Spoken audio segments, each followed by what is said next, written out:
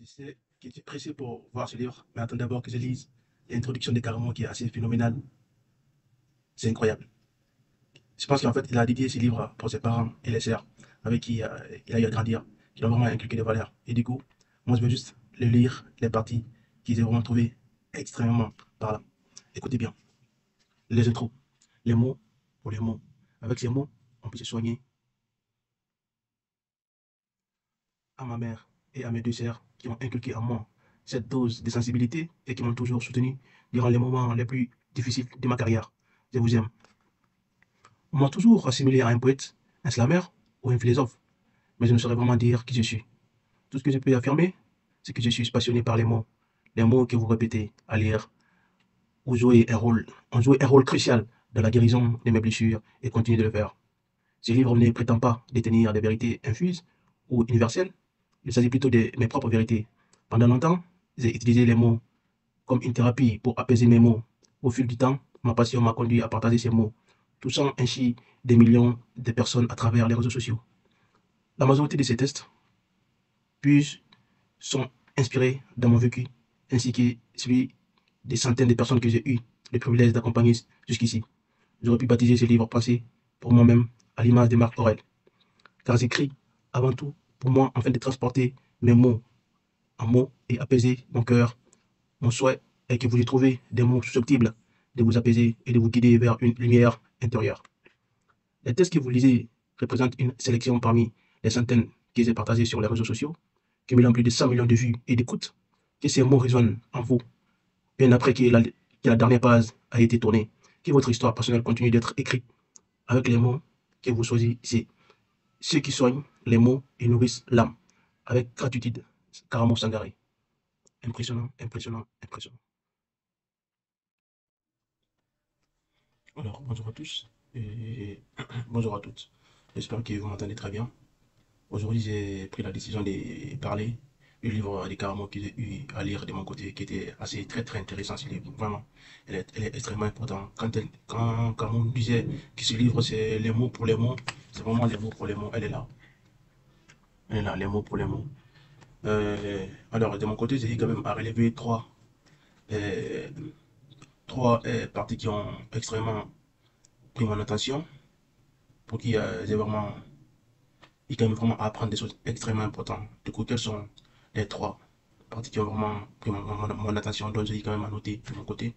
C'est quand il parlait des relations interpersonnelles, puisque d'abord, il faut comprendre qu'en fait, c'est des écrits en fait par étapes. Du coup, en fait, je vais vous parler juste de la première partie, et puis après, la liberté financière aussi, et le fait de s'aimer soi-même aussi, puisque tu ne peux pas prétendre vous dire que les personnes t'aiment, te détestent de ton entourage, sachant que toi-même, tu t'apprécies pas, tout simplement. Du coup, ça n'a pas de sens. Et moi, de mon côté, parlons d'abord des relations interpersonnelles.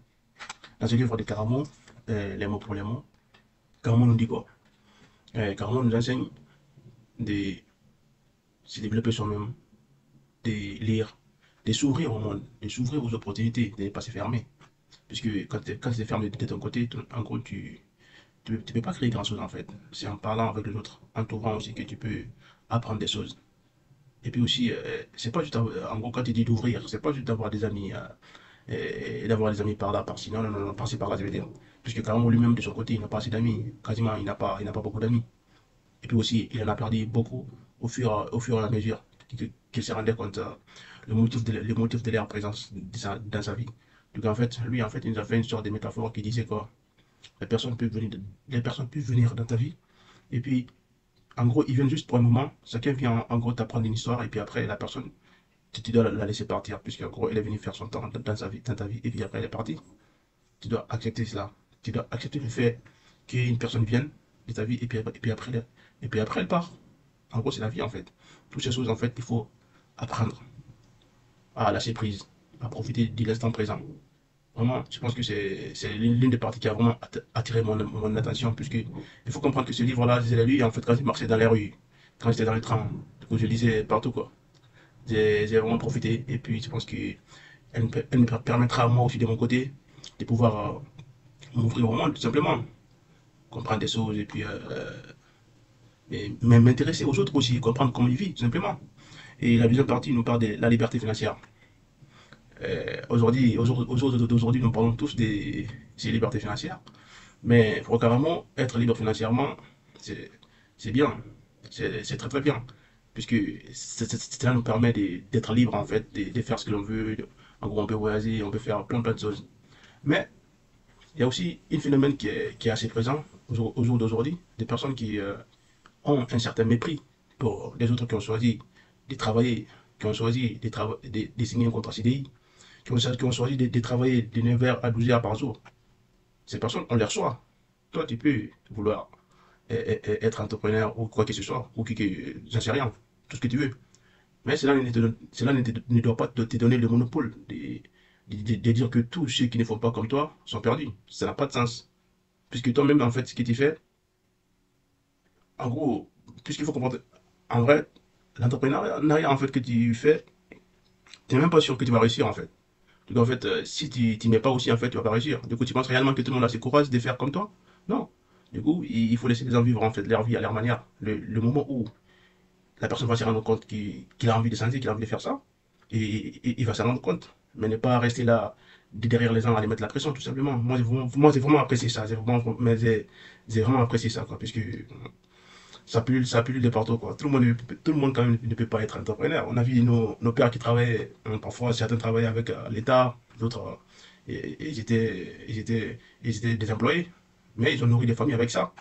Du coup, toi, tu vas pas venir aujourd'hui chier sur ça, comme si c'était du n'importe quoi.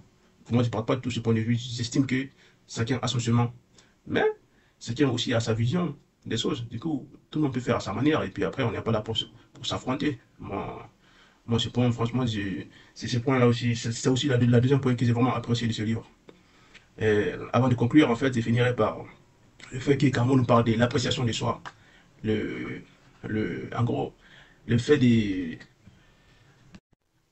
alors, cette appréciation de soi, en fait, ça en va aussi de pouvoir se développer, de pouvoir s'ouvrir, je me répète encore une fois, de pouvoir, je sais pas, lire des livres, pouvoir chercher cette connaissance-là, et puis comprendre une chose, tout le monde, tout le monde, tes amis, tes proches, parfois même tes parents, tes sœurs, ou ton entourage, tout le monde peut, à un moment donné, te tourner le dos. Mais la seule personne qui peut ne pas te tourner le dos, la seule personne qui restera à côté de toi pour toujours, la seule et l'unique personne qui va jamais te dire bon, on en est marre de toi, puisqu'il faut comprendre que l'humain, parfois, on n'est pas parfait. Du coup, on peut se tromper. Du coup, pour lui, en fait, l'unique personne qui va jamais te trahir, c'est toi-même, c'est soi-même. Du coup, en fait, moi, c'est cette partie-là aussi que j'ai vraiment apprécié. Le fait, en fait, de se dire non. Je comprends que des personnes peuvent venir de ma vie, peuvent venir et après repartir. Comprendre ce fait. Les gens viennent, ils les en parlent. Les gens viennent, ils les en parlent. Les gens viennent, ils les en parlent. Du coup, en fait, il faut se préparer, mettre ça dans sa tête mentalement. Oui, du coup, moi, vraiment, je ne pourrais pas vous résumer tout ce livre, mais il faut comprendre que personnellement, j'ai quand même à apprendre énormément de choses. Et si je peux te dire quelque chose, je dirais il faut vraiment aller acheter ce livre. Elle est puissante, elle est vraiment émotionnelle, elle nous partage énormément de choses. L'amour intrapersonnel, l'amour que Carmo il a à donner. Puisque moi, franchement, il faut comprendre que quand j'ai commencé à lire ces livres, j'ai vraiment cru que c'était une dame qui l'avait écrit, puisque l'amour que l'on trouve dans ces livres-là, c'est énorme.